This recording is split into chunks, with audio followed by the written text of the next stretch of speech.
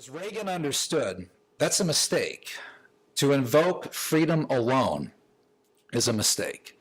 Freedom by itself, isolated, elevated, and exalted as the highest principle and value to which you seek to ascribe to, is basically libertarianism. It's not conservatism. If you're a libertarian, that's great. But I'm saying, right, for Reagan conservatism, that's not how Reagan understood conservatism. For the conservative, as Kirk understood in Reagan as well, freedom requires faith. It should never be decoupled from faith. Freedom not rooted in faith can lead to moral anarchy. Leads you to not Augustine's city of God, but to the Las Vegas Strip. Freedom without faith can beget license and can invite vice rather than virtue. Genuine freedom, and certainly the Christian conception of freedom, is not one of license. Galatians 5:13, 5:14, quote, "For you were called to freedom, brothers, but do not use your freedom as opportunities for the flesh. Rather use it to serve one another. For the whole law is fulfilled mainly in the statement, you shall love your neighbor as yourself." So to a practicing Christian, this is how Kirk saw it, this is how Ronald Reagan saw it, freedom cannot be practiced without faith. John Paul II here said as well that without the rock and rudder of faith, freedom can become confused, perverse, and can even lead to the destruction of freedom for others. And you see a lot of cases of that in the culture today, where one person demanding a freedom or a new type of freedom, or a right or a new type of right that didn't exist even 10 years ago, then uses that right or new freedom to deny freedom to others who object to that freedom or right. Right? You guys can think of some of what I'm thinking about. Not hard to figure this out right here. John Paul's successor would say that the West today suffers from a confused ideology of freedom, one that has unleashed a modern dictatorship of relativism. Said the problem with the West, the principal problem with the West, is that it gets freedom wrong. It has freedom incorrectly understood. It misunderstands how we should understand freedom. So Ronald Reagan believed this wholeheartedly. Freedom needs faith. Reagan spoke of the, quote, twin beacons of faith and freedom that brighten the American sky. And he said that because of that, if you've got the twin beacons of faith and freedom that brighten the American sky, so if you take away one of the two beacons, the sky is not as bright. It's darker outside, it's harder to see around, and it's harder to navigate your way. You need both beacons, the twin beacons, the compatible reinforcing beacons of faith and freedom, to truly brighten and illuminate the American sky. He gives speeches like this in the 1980s. We don't get speeches like this anymore, right? Haven't in a long time from either party. So Reagan believed this wholeheartedly. In fact, he feared what happens to free democratic societies when they scrap religious faith. And this is what I mentioned earlier. One of his best speeches was given in October 1988 at Georgetown, where they could really use this vision or this message right now, by the way. But it was at Georgetown, 1988. He was there at the bicentennial. And again, this got no press at the time. No one in the media covered it. And even a lot of Reagan experts and aficionados don't even know about this speech. But Reagan said this: at its full flowering, freedom is the first principle of society. Now, again, a lot of people would say, yeah, right? Absolutely. Freedom, first principle of society. I'm there, I'm on board. Got it. Woo. Of this society, of Western society. And yet, here comes the but. Freedom cannot exist alone. And that's why the theme for your bicentennial, he said to Georgetown, is so very apt. Learning, faith, and freedom. Each reinforces the other. Each makes the others possible. For what are they without each other? He quoted Alexis de Tocqueville, 1835, Democracy in America. Tocqueville said it in 1835, and it's as true today as it was then. I love this line. Despotism may govern without faith, but liberty cannot. Religion is more needed in democratic societies than in any other. Because in a democratic society, you have the freedom to do almost anything that you want. And thus you need the guiding rudder, the other beacon of faith, to go along with the freedom. With a nod to his academic audience, Reagan warned, quote, "Learning is a good thing, but unless it's tempered by faith and a love of freedom, it can be very dangerous indeed." So Reagan said that learning and higher education ought to be about learning this reinforcing relationship between faith and freedom. It's what Russell Kirk said as well. As President McNulty said, John Sparks is going to talk tomorrow about the Grove City College court case.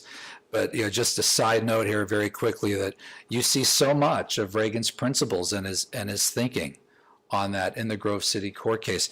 This is the Washington Post from 30 years ago, 1988. Editorial, "Why Veto Grove City?" So this was very much in the headlines in those days. All right, in conclusion, how much time do I have? Did I go too long or too fast? Okay, all right. In conclusion, John Adams famously and incisively stated, "Our Constitution was made only for a moral and religious people. It is wholly inadequate for the government of any other type." And if you're wondering why the Constitution, I think, is now so cavalierly ignored or circumvented, I think it's because a large number of Americans no longer share those common Judeo-Christian values. The culture of Christendom that once undergirded America with a common understanding that could work within that constitutional framework has eroded, if not gone, which is why so many, in cases of Supreme Court and jurisprudence today, you see people just simply reading things into the Constitution, wondering, well, how could they possibly say that that's in there? It's obviously not in there. The founders certainly didn't mean that. Ronald Reagan, in his farewell address in January 1989, asked this of his fellow Americans: "Are we doing a good enough job teaching our children what America is and what she represents in the long history of the world? Those of us who are over 35 or so years of age grew up in a different America. We were taught very directly what it means to be an American."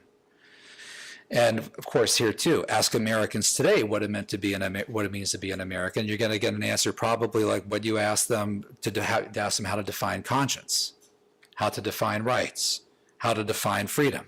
It's probably not an answer that Reagan or Russell Kirk would have liked. In that speech, Reagan gently asked children to hold their parents accountable, saying, quote, "Let me offer lesson number 1 about America. All great change in America begins at the dinner table. So tomorrow night in the kitchen, I hope the talking begins. And children, if your parents haven't been teaching you what it means to be an American, let them know it and nail them on it. That would be a very American thing to do."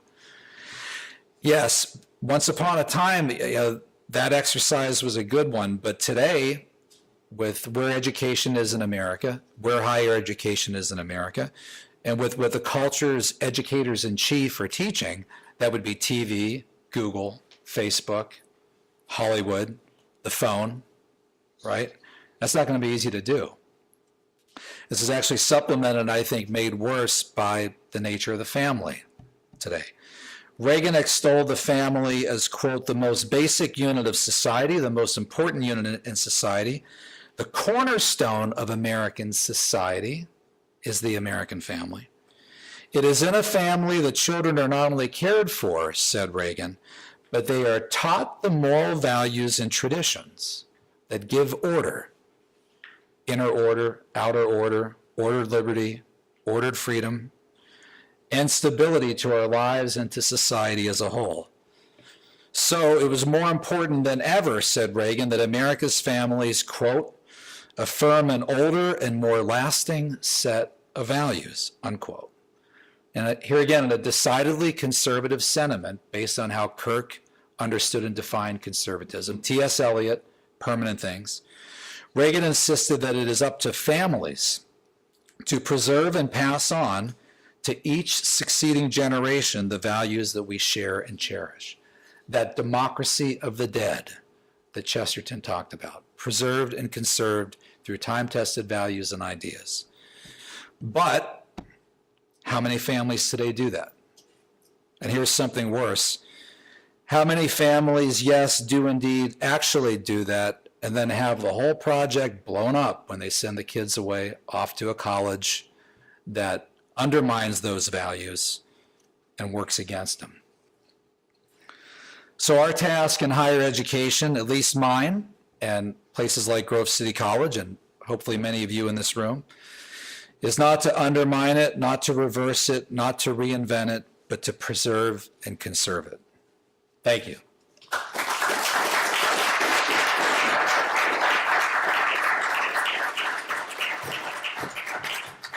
Amazing. Oh, My thank name you. is Lydia Ortega. I'm a professor at San Jose State University in California. I know of you, yes. Yeah. Yes, welcome. I'm sure that Jeffrey Hummel sends his regards. Great, to you. great. So You came a long way. I came a long way, and I wish I'd come in my college years to this school. So thank you for this Same here, talk. actually. I'm trying to grapple with the many different terminologies that you use. Order, inner order before outer order, Right. time-tested mores and norms, faith and freedom. And all of those seem to me, I'm trying to anchor them in the concept of rule of law, or more generically even, the rules of the game, and conserving a process. I'm trying to get away from the word order, but a rule of the game from constant individual manipulation, Right. to make somebody have a little bit better handicap on a game, I think is a non-denominational way of getting at the point of faith, because all of that stuff can be said that we need to negotiate having some common rules of the game, Sure. going back to McNulty's talk. So do you see that this is a common set of ideas here with overlapping meanings, but that can it be summed up in this one? Well, this is why I'm very pessimistic. I mean, C.S. Lewis said the point would come where we wouldn't be able to find common ground with people that we disagree with. And I think that's where we are today, where, I mean, people are reinventing everything, their own terminology, words, definitions. And I mean, it's just at the point, I mean, I don't know how I could get pretty provocative here. Should I just go for it? Go for it. But I mean, Don't hold back. But I mean, like, right now on Facebook lists 71 different gender options. Yeah. I mean, so we can't even agree on two anymore. And for people, you know, of that point of view, is say, well, okay, there's men and women, and if a boy wants to declare himself a girl and a girl a boy, well, that should be fine too. Okay, well, that's 4. How do you get to 71? And then, so you can't even, so things that once nobody ever disputed or disagreed with on anything, everything is up for redefinition and reinvention. So we're now at the point where, and I was alluding to earlier examples like the marriage battle, where if you try to force Jack Phillips to bake a cake that he doesn't want to. Travis is here from ADF, Alliance for Defending Freedom. They represented that case, right? Before the Supreme Court, won that case, the Masterpiece Bake Shop case. Barronell Stutzman, right? Washington State.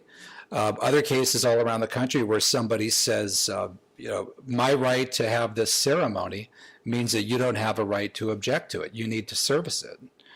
And, you know, once upon a time, you know, you couldn't, I would never, for example, tell a Jewish person, an Orthodox Jew, to work on a Saturday against their will to serve my wedding. If they said, no, we're closed that day, I wouldn't say, the heck you are, you're going to serve my wedding. You honor this is what I want.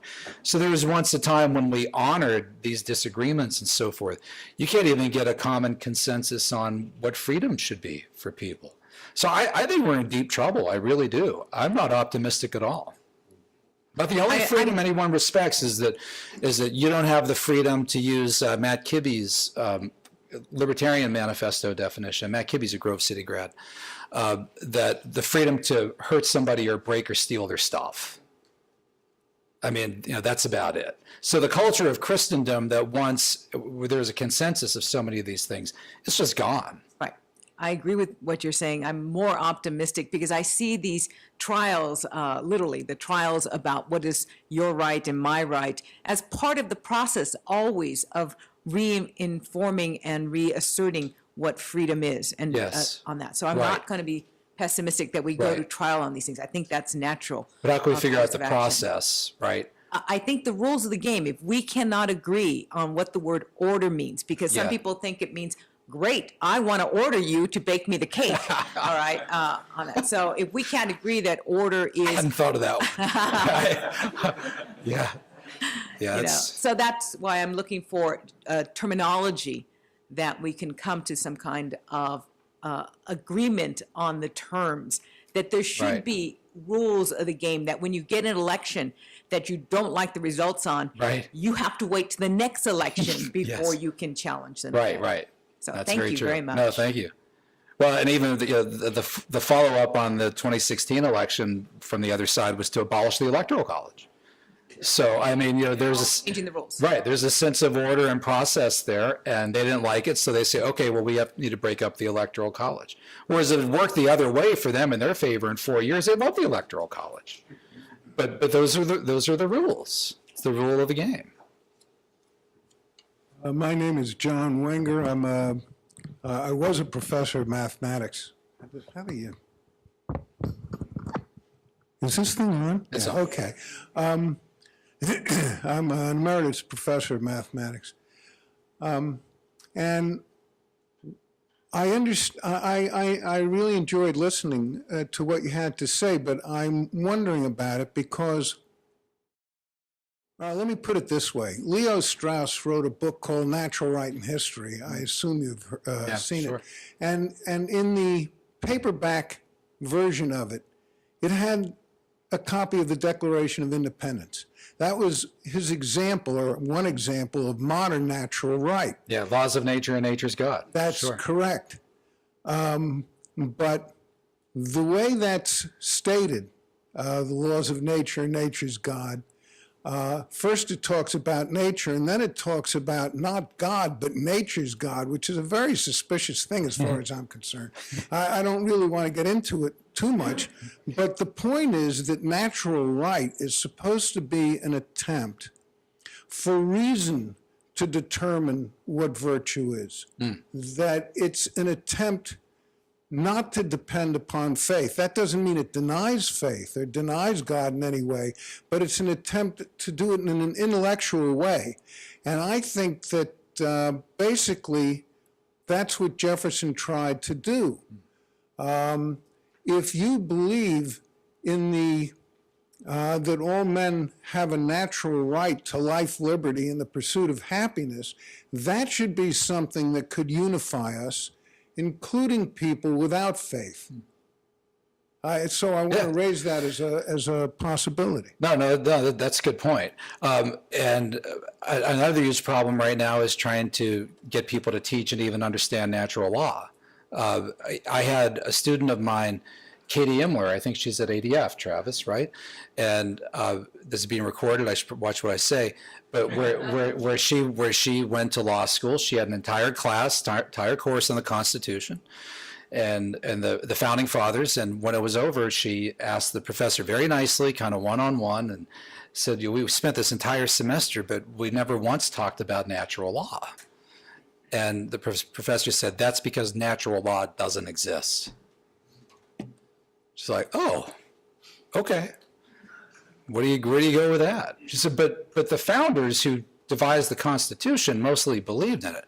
By the way, tell Martin Luther King Jr., who cited natural law in Augustine and Aquinas in the Birmingham jail letter. The natural law doesn't exist. Do you want to do that? Actually, they'll say it doesn't exist when Kim Davis is citing it from prison, but when Martin Luther King Jr. is citing it from prison, then it's okay, then it's cool. And I wrote a piece. I have a column for a Pittsburgh newspaper, and I wrote a July 4th piece on natural law about 2 years ago, just a short, like 650-word piece.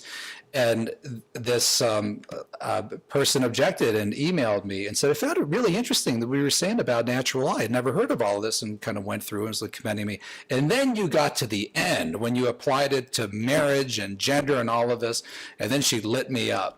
And I tried to have this civil conversation with her about it, and I told her I defined natural law. I gave a definition based on somebody who's an expert on it, and she said, "No, that's your definition of natural law." I said, "No, it's not mine. It's this guy's definition." She said, "Well, I disagree with that. Here's my definition of natural law." And I said, "You can't do that." And she said, "You can't tell me to do what I want."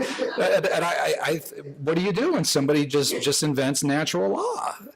So this is, but that's a dictatorship of relativism, right? That's really totally what we're up against. But natural law, I mean, it should be, even someone who's not a believer in God should be able to see in nature, and you see this is expressed in the New Testament as well, right? You ought to be able to see in nature a natural order of things that, frankly, even an evolutionist could believe some of this, right? Oh yes, okay, that's intended to go with that, right? You can't marry a tree, right? Obviously that wouldn't work, right? There's a certain natural arrangement to things, whether or not you believe that they were created by God or whether they evolved to that way. So one of the reasons I teach natural law in my comparative politics class, Caleb, I think you teach it as well, is that for a lot of our students, especially students who are good-hearted evangelicals who want to go out and change the world, and they're going to do it by getting to Washington and getting on a subway and quoting scripture to somebody, and someone's going to say, "I don't believe that. I don't believe in the Bible." So you might need more than a biblical law argument. You're going to need to be equipped with other arguments that might work better in the culture, which I think a natural law argument would, if properly articulated. Yes?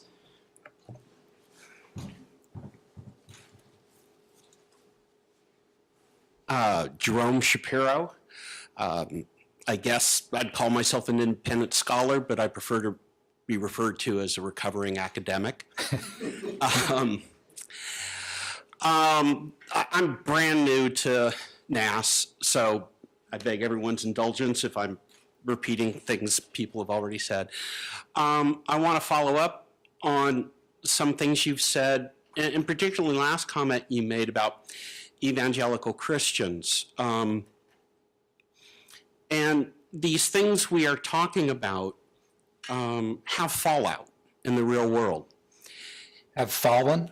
Fallout, as in nuclear fallout. Sure. And they show up in K through 12 in particularly. And talking about government overreach and faith and education, I'm the proverbial mule between two stacks of hay. For example, on the one hand, I look at OSHA and I see definite government overreach. On the other hand, when I was working as a groundskeeper in the school system, it saved my life. So I want to give you two examples of what my daily life is like with two kids in the school system. So on the one hand, and this is just two examples, we can go on all night with my examples. On the one hand, a principal waits for her assistant principal, because he's a devout Christian. She waits for him to leave the room, and as soon as he does, she turns to me and she says, "The reason we can't play Hanukkah music is because it's a religious holiday. Christmas is not a religious holiday. It is now a secular holiday." Okay. Yeah. So here we have a classic example of how the left twists things. That's all messed up. Yeah. Yeah. Well, it On gets several worse. fronts. It gets worse. So I'm even more pessimistic than you. This relativism has infected the right as well. Oh, yeah. This idea, somehow we've gotten to the point where everyone thinks that I know best. I am free to impose my idea of what America is. So when my son was graduating from high school, it was a magnet school for like engineering students and stuff, they had mandatory prayer in public school. Sure. And we never said anything about it until graduation came up. And mind you, this guy's got a master's in American Studies and a PhD in education. So we said to the principal, you know, we've never complained about the prayer. We understand we live in a largely Christian community. In fact, when my family goes to Shabbat services, the whole Jewish community goes with us in where we live in rural Ohio. So we said, could you do something to acknowledge our presence here at the graduation ceremony? Even though you're going to do a Christian prayer, at least say something like, and we invite other faiths to participate in us. So I understand we're less than 2% of the population. I'm not going to shove my religion down everyone's throat, but at least acknowledge our existence, your graduating students' existence. And his answer was, no, after all, this is a Christian country. So There's a public school? public school. I'm surprised he got away with that. Welcome to Ohio. Have a nice day. Ohio is the heart of Reformed Judaism. Not one teacher I've ever met knows this fact. Wow. And yet they go on, they prattle on about Ohioana. So my point is, what we commonly criticize left about, from my perspective as a parent of two children who are Jewish and Japanese, my wife's Japanese, she did convert. I know it's weird. From my perspective, I get it from the left and the right. Right. From my perspective, the right is just arbitrary and imposing, and they learn this in college. They learn social reconstruction. I have teachers telling me, well, even though it's a science class, it's my job to censor class material in order to create good citizens. Well, then we, you know, wow, science class. And then I have the superintendent saying, well, in order for me to create a better society, we're just going to pretend you don't exist. Yeah, I would think, Travis, maybe you could, I mean, the solution usually in those cases is to have like a meditation of silence, right? I mean, that usually accommodates people generally, and or to have a non-denominational prayer, or something that simply uses the word God generally. My point is that educators in particular learn this stuff in college and then reframe it within their own particular ideology. Well, here comes back to your point about rules and processes, right? And finding ways to work the, and you ought to be able to reach some sort of an agreement on this, an accommodation, without banning prayer altogether from the public school, right? To where you'd, just to accommodate an atheist, right, you'd have no prayer at all. Well, just make it a silent meditation, right? And then you could pray or not pray. You could do whatever you want with it. You could take that time to meditate about how much you hate people in the room that you disagree with if you want to. I mean, you do whatever you want during that moment, right? Yeah. How much time we have? Is that okay? Good. All right. Okay. Thank you all.